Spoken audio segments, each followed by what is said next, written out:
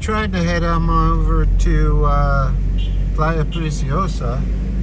However, that didn't work out because there is a bit of a tropical storm coming up. It's not going to really affect us all that much, but the ocean surge did make the spray pretty substantial, and camera gear isn't going to weather pretty good in that. So I thought I'd just come on back to Cabrera and see how things are looking here. Which Cabrera is on the bubble on the coastline, so parts of it can be rough, other parts can be really calm. So it's looking like it's a lot better here because Preciosa was actually quite rough. So we'll see how this develops and maybe do a quick video out this way. And we'll work at it from that angle. Yeah, it's much better here, I can already tell. Okay, and we'll catch up with you in a little bit and set up and do a video. Hey, welcome back on a Sunday. I tried to do some filming over at Preciosa, but I guess there's a little bit of a tropical depression below us, and while it's still beautiful and sunny, Cabrera's on a bubble on the coastline, so part of it's always going to be rough and part of it's going to be really calm. So I had to leave Playa Preciosa because sure didn't want all my camera gear soaked up, so I thought I'd just come into town and talk to you for a little bit. So here we are on a Sunday, and much as I was saying, there were no Tomahawks going to be heading out to old Ukraine. Again, it was just a bunch of big hoopla. Everyone knows, well, at least a lot of the people I know, they knew from the beginning there wouldn't be any Tomahawks because America is the only one, and part of Britain, I guess, has a license for a couple of them.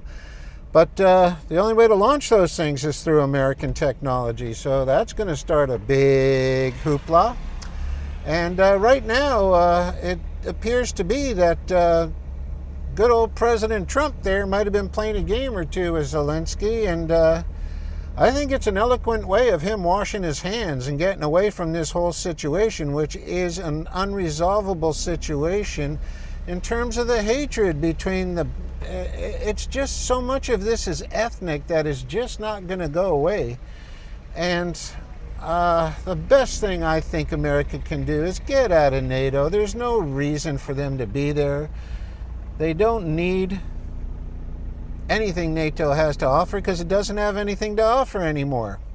Basically, as I said before, their money was going to the climate change zealots, and they're just trying to figure out a way, how do we stay relevant here in the picture so we can get all our billions of dollars? And the only way to stay relevant is to create war. I keep saying that.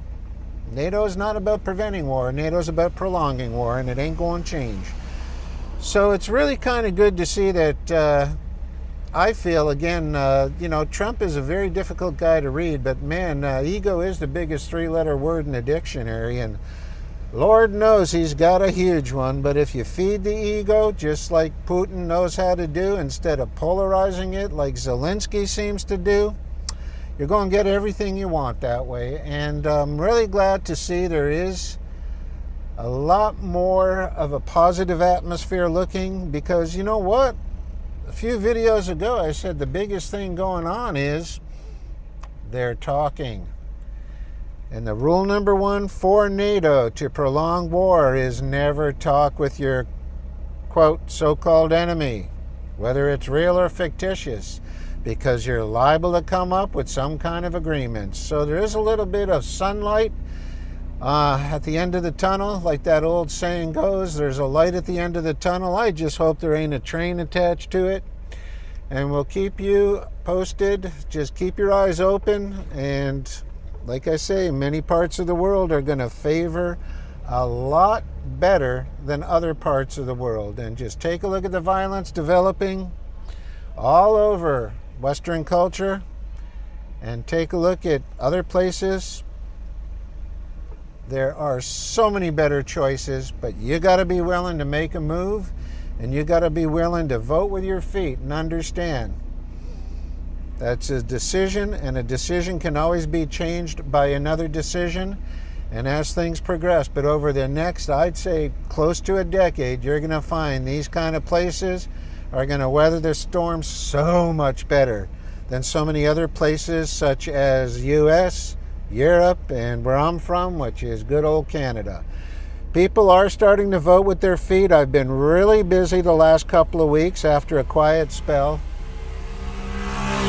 There's a lot of folks that are taking a look at things, and they are actively making plans to weather out storm in a much less volatile atmosphere, an atmosphere that cannot freeze should there be grid issues, and an atmosphere that above all is not polarized to the point of no return. It's old Barry. We'll talk to you again.